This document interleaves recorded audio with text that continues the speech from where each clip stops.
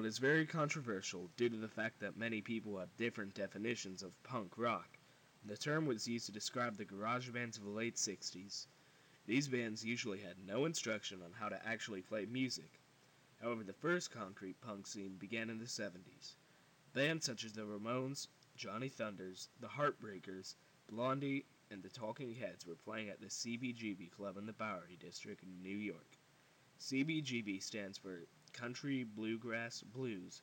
It is a club that was founded by Hilly Crystal in 1973 and is known as the first punk club, even though bands of all genres are welcome there to play.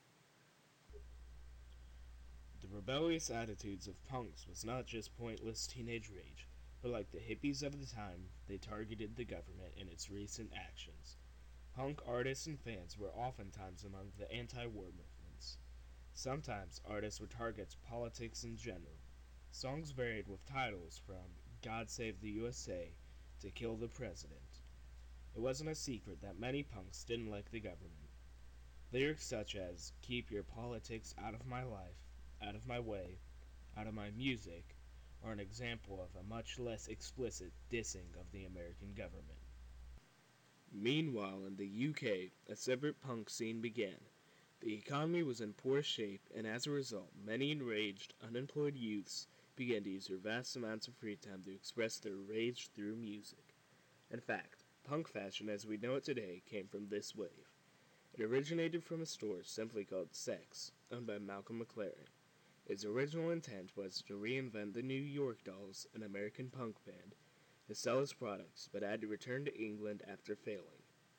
He planned to try again, but decided to base his next project, the Sex Pistols, around the kids who hung around his shop. The result was an almost immediate success. We tried, as a company, to sign what we think are the best acts available. At the beginning of punk rock, the best acts we saw were the Clash, the Stranglers, and the Sex Pistols. Among the fans of the Sex Pistols was a group called the Bromley Contingent. This group of friends decided to start their own bands. It wasn't long before they made their own impact on the British punk scene. Within a year they formed many bands including The Slits, The Clash, Susie and the Banshees, X-Ray Specs, and Generation X. The European punk scene was now at its peak.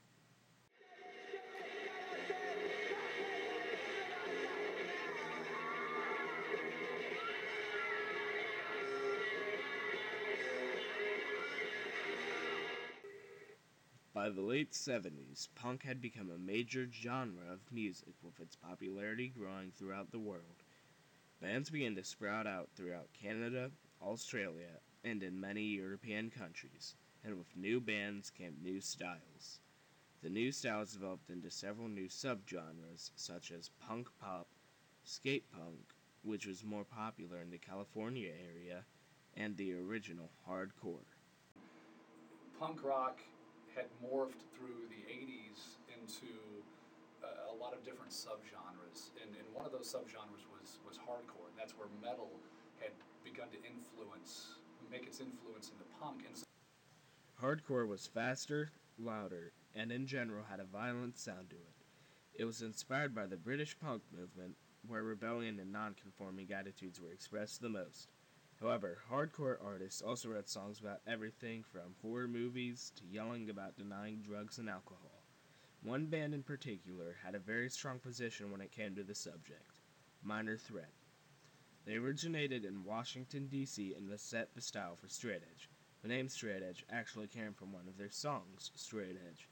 Founded in 1980 by ex-teen idols Ian MacKaye and Jeff Nelson, the band has become very popular over the years. you see a lot of bands preaching their anarchy. There's a lot of bands in the late 70s and early 80s that were so politically driven. And that is what draws so many people to punk music, is the behind the scenes, the lyrics to the music, what it stands for. There were so many punks that would stand up for themselves and end up in jail as a result of it. It is a lifestyle. Punk is not just the music. It really is something that they live. While punk music was growing in popularity, many preferred to stay underground. Minor Threat, again, is a perfect example. When their popularity began to grow, the band members decided to break up. MacKaye and Nelson focused more on their record company, Discord Records. In the early 80s, it was clear that punk had popularized. Many bands that are famous today, such as The Descendants, All, Green Day, Social Distortion, and Bad Religion, formed.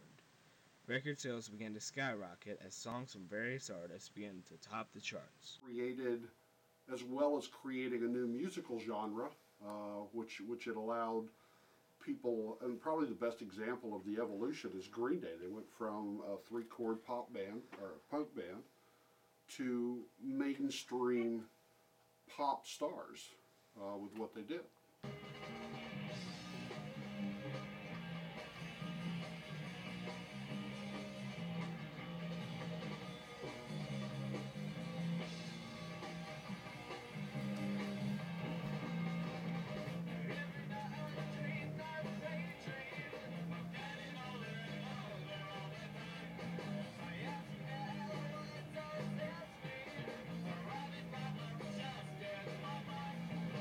Now let's fast forward a couple years later.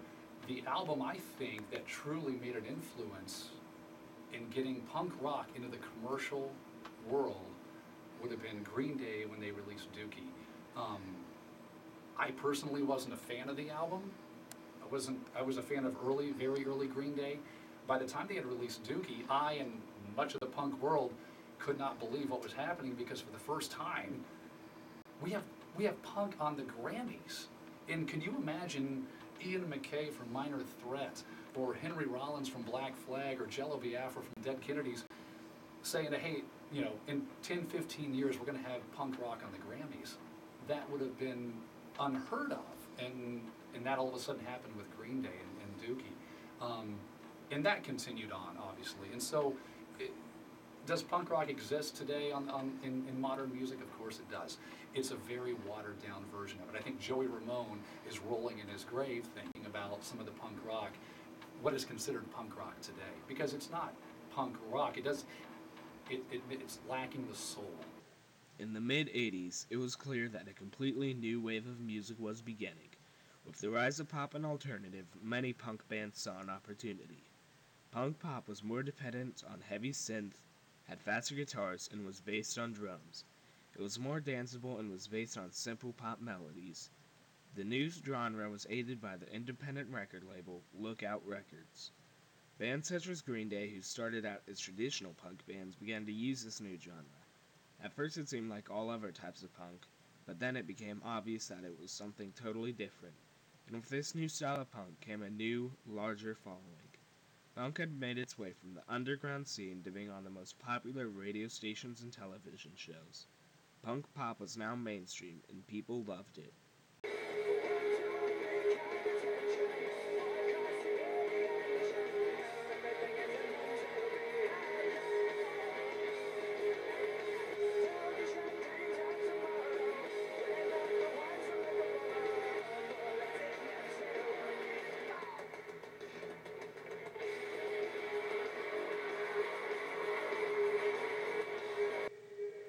As punk pop became even more popular, the original punk bands started to fade away.